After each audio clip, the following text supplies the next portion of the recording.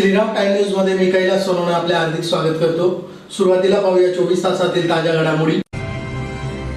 महाविकास आघाडीचे उमेदवार डॉक्टर शोभा बच्छाव यांच्या प्रचारार्थ काँग्रेस भवन येथे प्रमुख पदाधिकाऱ्यांची बैठक संपन्न। शिरपूर शहर पोलिसांच्या पथकाची विविध ठिकाणी दारू अड्ड्यांवर कारवाई। खासदार डॉक्टर सुभाष भामरे यांच्या प्रचारार्थ धनगर मेळावा संपन्न। भाजपने बूथ प्रमुखांसह 50 प्रमुखांची केली नेमणूक।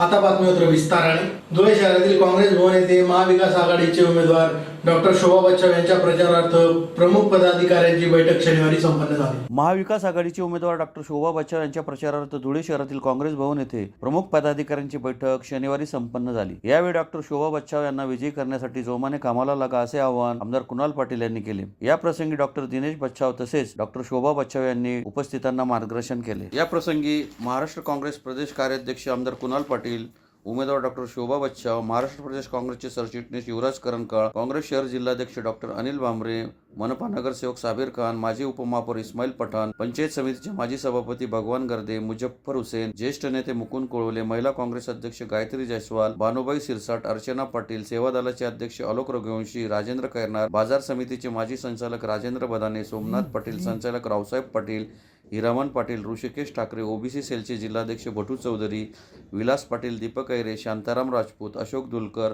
मुकेश खरात, वाल्मिक वाघ, भोला वाघ, किरण नगराळे, दीपक गवळे, ॲडव्होकेट सुधीर जाधव, मधुकर मरसाळे, सरपंच राजू पाटील, सतीश रवंदळे, पंचायत समिती सदस्य सुरेखा बडगुजर, बापू कैरनार, युवक काँग्रेस जिल्हाध्यक्ष गणेश गर्दे, पप्पू सहानी, गोपाल अन्सारी, मुन्ना शेठ, हरिभाऊ चौधरी, भिवसन ऐरे, जावेद शाह आदी उपस्थित होते। आपल्या धुळे शहर जिल्हा काँग्रेस कमिटीमध्ये सर्व काँग्रेस पक्षाचे जिल्ह्यातील शहरातील सर्व पदाधिकारी उपस्थित होते।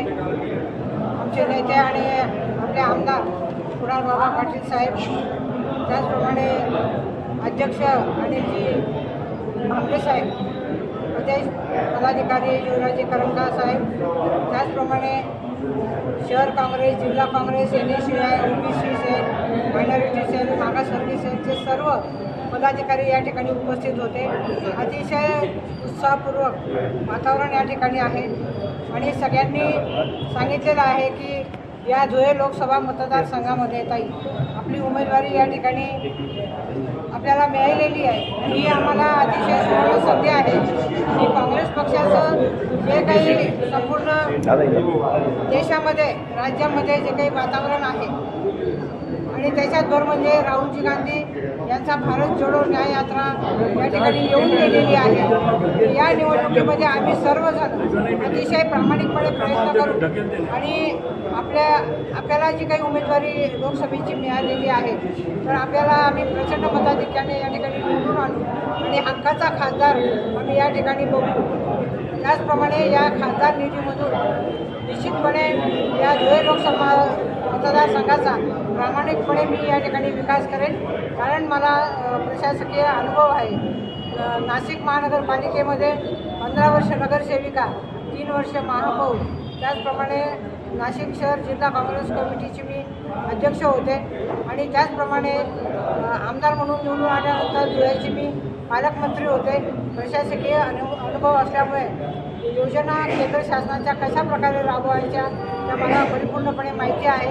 नवनवीन योजना मग त्या शेतकऱ्यांसाठी असेल, लोकांसाठी असेल, महिलांसाठी असेल, बेरोजगारांसाठी असेल, अल्पसंख्याकांसाठी असेल, मागासवर्गीय बांधवांसाठी असेल, त्या संपूर्णपणे आपण या मतदारसंघामध्ये आणू मी आपल्याला विश्वास या ठिकाणी देते आणि सगळ्यांना मी नम्रतापूर्वक सांगते की 20 मे रोजी धुळे लोकसभा मतदारसंघाची निवडणूक होणार आहे आणि त्यामध्ये आपण आपलं बहुमोल समोर सगळ्या देशांसमोर बटन दाबून मला प्रचंड मताधिक्याने विजयी करायला की 10 वर्ष त्यांना झाले, परंतु कुठले असं ठोस कार्य त्यांनी केलं नाही असं सर्वत्र मला या ठिकाणी सांगितलेलं आहे। त्याचप्रमाणे BJP शासनावरती देखील या 10 वर्षामध्ये त्यांनी निवडणुकीच्या वेळी ज्या काही घोषणा केल्या होत्या मग त्याच्यामध्ये 6 पैसा परदेशातून वापस आणून 15 लाख रुपये प्रत्येकाच्या खात्यामध्ये आपण जमा करू असं सांगितलं होतं, ते आश्वासन त्यांनी पूर्ण केलं नाही। त्याचप्रमाणे 2 कोटी जे काही बेरोजगार युवक आहेत त्यांना दरवर्षी नोकऱ्या लावून ते देखील पूर्ण झाले नाही. महागाई प्रचंड वाढलेली आहे. त्यांनी सांगितलं होतं की गॅसचे दर हे आम्ही कमी करू, परंतु ते 400 रुपयाला जो गॅस सिलेंडर मिळत होता तो आता 1000-1200 रुपयापर्यंत त्याची किंमत गेलेली आहे. त्याचप्रमाणे डिझेल पेट्रोलच्या किमतीमध्ये दरवाढ प्रचंड प्रमाणामध्ये झालेली आहे. साध्या जीवनावश्यक ज्या काही गोष्टी असतील, तुमचे दूध असेल, डाळी असतील, तेल असेल, हे देखील प्रचंड प्रमाणामध्ये महाग झालेलं आहे. आणि सगळीकडे एक अराजकता, एक दहशतीचं वातावरण त्या ठिकाणी निर्माण झालेलं आहे. कोणी त्यांच्या विरुद्ध बोलायला गेलं तर लगेच त्यांच्यावरती इन्कम टॅक्स, ईडी, CBI याची कारवाई होते. त्याच्यामुळे हे हुकुमशाहीकडे वाटचाल करत आहे. संविधान जर आपल्याला वाचवायचं असेल, डॉक्टर बाबासाहेब आंबेडकर साहेबांनी जी काही घटना आपल्या देशाला दिलेली आहे, एक सुरक्षित देश म्हणून, एक सुरक्षित भारत म्हणून आपल्याला जर बघायचा असेल आणि बाबासाहेबांना त्या ठिकाणी त्यांच्या संविधानाचं रक्षण करायचं असेल तर हीच वेळ आहे परिवर्तन करण्याची. म्हणून मी या ठिकाणी सगळ्यांना सांगते की आपण काँग्रेस पक्ष आणि महाविकास आघाडीची मी उमेदवार आहे, महाविकास आघाडीच्या उमेदवारांना शिरपूर शहर पोलिसांच्या पथकाने शहरातील मच्छी बाजार, वरवाडी येथील सुंदरवाडी व आमोदे येथील गावठी हातभट्टीची दारू निर्मितीच्या अड्ड्यांवर कारवाई करीत 5 जणांवर गुन्हे दाखल केले आहेत. शिरपूर शहरातील मच्छी बाजार, वरखेडे येथील सुंदरवाडी व आमोद येथील गावठी हातभट्टीची दारू निर्मितीच्या अड्ड्यांवर शिरपूर शहर पोलिसांच्या पथकाने छापा टाकून सुमारे 1.5 लाख रुपयांचा मुद्देमाल नष्ट केला आहे. या प्रकरणी 3 महिलांसह 5 जणांविरुद्ध गुन्हा दाखल करण्यात आला आहे. शिरपूर शहर पोलीस ठाण्याचे पोलीस निरीक्षक के पाटील यांनी पोलीस ठाण्याचे अधिकारी व पोलीस अंमलदार तसेच दामिनी पथकासह शहरातील वरवाडी, सुंदरवाडी येथील नाल्याकिनारी गावठी हातभट्टीची दारू निर्मितीच्या अड्ड्यावर कारवाई केली. तेथून गावठी हातभट्टीची दारू तयार करण्यासाठी लागणारे रसायन व साधने व गावठी हातभट्टीची दारू असा एकूण 34,400 रुपये किमतीचा मुद्देमाल जप्त केला. एका महिलेविरुद्ध गुन्हा दाखल केला. तसेच शहरातील मच्छी बाजार परिसरात एका झाडाच्या आडोशाला शोएब अनवर मेहतर राहणार टेक भिलाटी शिरपूर हा बेकायदेशीररित्या गावठी हातभट्टीची दारू बाळगताना मिळून आला. त्याच्याकडून 4,000चा मुद्देमाल जप्त करण्यात आला असून त्याच्यावर गुन्हा नोंद करण्यात आला आहे. त्यानंतर तालुक्यातील आमोदे गावात जिल्हा परिषद मराठी शाळेसमोर असलेल्या बंद घराचे ओसरीत व जिल्हा परिषद मराठी शाळेच्या कंपाऊंड लगत असलेल्या पत्रटी शेडमधील गावठी दारू निर्मितीचा अड्डा उद्ध्वस्त करण्यात आला. हा अड्डा दादा पवार राहणार आमोदा शिरपूर हा चालवित होता. तिथून एकूण 51,400 रुपयांचा मुद्देमाल जप्त करण्यात आला. या प्रकरणी त्याच्यावर गुन्हा दाखल करण्यात आला आहे. तसेच आमोदे जिल्हा परिषद मराठी शाळेपुढील गल्लीतील अड्डा उद्ध्वस्त करीत हातभट्टीची दारू तयार करण्यासाठी लागणारे रसायन व साधने व गावठी हातभट्टीची दारू असा एकूण 30,800 रुपयांचा मुद्देमाल मिळून आला. या प्रकरणी हिरकणीबाई सुभाष पवार 47 या महिलेविरुद्ध गुन्हा दाखल करण्यात आला. याचबरोबर आमोदे गावातील जिल्हा परिषद मराठी शाळेच्या बाजूच्या गल्लीतील हातभट्टीवर कारवाई करण्यात आली. तेथे 34,800 रुपयांचा मुद्देमाल मिळून आला. या प्रकरणी अक्काबाई कारेसिंग भिल वय 45 या महिलेविरुद्ध गुन्हा दाखल झाला आहे. या विहित कारवाईत एकूण 1,55,400 रुपयांचा मुद्देमाल हस्तगत करून जागीच नष्ट करण्यात आला. सदरची कारवाई पोलीस अधीक्षक श्रीकांत दिवरे, अप्पर पोलीस अधीक्षक किशोर काळे, शिरपूर शहर पोलीस निरीक्षक के पाटील, महिला पोलीस उपनिरीक्षक छाया पाटील, पोलीस उपनिरीक्षक सुरेश सोनवणे, संदीप दरवडे, रोशन निकम तसेच DB पथकाचे पोलीस हेड कॉन्स्टेबल ललित यांच्या पथकाने केली. धुळे लोकसभेचे भाजपा महायुतीचे उमेदवार डॉक्टर सुभाष भामरे यांच्या प्रचारार्थ शहरातील राम पॅलेस येथे धनगर मेळावा शनिवारी संपन्न झाला. धुळे लोकसभा मतदारसंघाचे महायुतीचे उमेदवार खासदार डॉक्टर सुभाष भामरे यांच्या प्रचारार्थ धुळे शहरातील पारोळा रोडवरील रॅम पॅलेस येथे धनगर समाजाचा मेळावा संपन्न झाला. मेळाव्याच्या अध्यक्षस्थानी माजी मंत्री आमदार जयकुमार रावल हे उपस्थित होते. मेळाव्यात अनेक धनगर समाजाच्या नेत्यांनी मार्गदर्शन करताना खासदार डॉक्टर सुभाष भामरे यांना प्रचंड बहुमताने विजयी करण्याचे आवाहन केले. यावेळी भाजपचे अरविंद जाधव, सरचिटणीस मनोहर बदाने, युवा नेते राम बदाने, आशुतोष पाटील, माजी सभापती विजय पाटील, सुनील वाघ, गोपाल माने, देवेंद्र पाटील, अण्णा खेमनार, संग्राम पाटील, अण्णा पाटील, शांताराम माऊली यांच्यासह पदाधिकारी मोठ्या संख्येने उपस्थित होते. त्यांच्या कोपरीमध्ये पैसे असतात, अनेक दरोडेखोर त्यांचे पैसे घेऊन घेतात. अजून सामान्य माणसाच्या जनतेचं खातं उघडलं पाहिजे. काही लाख खाते हे कोणीतरी गावाचा नेता मोठा येईल, अरे 1 मिनिट देऊन दे रे, एक कोणतं तरी रील आलंय परवाच्या दिवशी, मोठा बुलेटवर येतो तो आणि डायरेक्ट मेंढी घेऊन जातो आणि का रे असं तसं बोलतो. तर हे प्रसंग हे अनेक घडलेले आहेत आणि त्याच्यासाठी संघर्ष करण्याचे अनेक वेळा प्रसंग आले आहेत. आम्ही केलंय. एखाद्या जंगलामध्ये आता मोकळं जंगल आहे, मेंढी गेली, आता मेंढीला समजलं असतं तर काय वेगळे दिवस आले असते. पण ती मेंढी गेली, अरे तर जेवढं त्याच्यामधनं माझा चारा खाल्ला, माझे कारण खाल्ली बिचारा बुक्क जनावर, ठीक आहे आम्ही आमच्या रस्त्याने चाललं जातो, बा तुझी इच्छा नाही, पण तरी अडवणं, त्रास देणं, पैसे घेणं आणि ते म्हणजे तो 4-5 रुपयाचा 5,000 रुपये मागून घेणं, उपर मारामार करणं, या सगळ्या प्रसंगाला हा समाज, वंचित समाजाने भोगलेला आहे. आणि म्हणून ही तळमळ आपल्याला विजय पाटीलच्या माध्यमातून दिली.